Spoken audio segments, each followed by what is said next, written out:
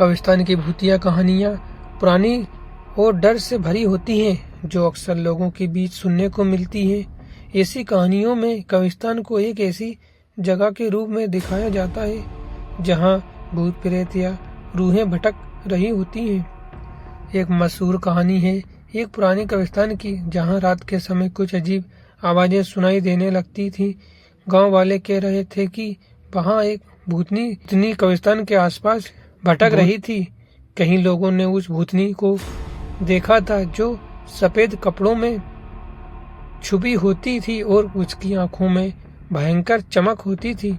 एक दिन एक लड़का जो डरे बिना कब्रिस्तान के पास से गुजर रहा था, उसने देखा कि एक भटकती रूह उसके सामने आई और रूह ने कहा, तुम जो मेरे रास्ते में आए हो, तुम्हें मुझे देखना होगा और मेरे साथ चलना होगा।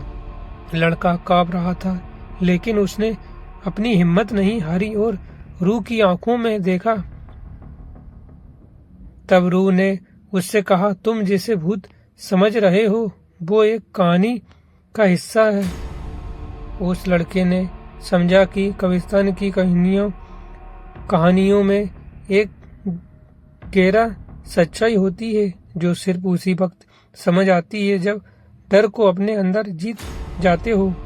ऐसी कहानियां लोगों को कब्रिस्तान से मजबूर करती हैं, लेकिन ये भी बताती हैं कि जब हम अपने डर को समझ लेते हैं तो कई बार वो डर भी एक कहानी बन जाता है।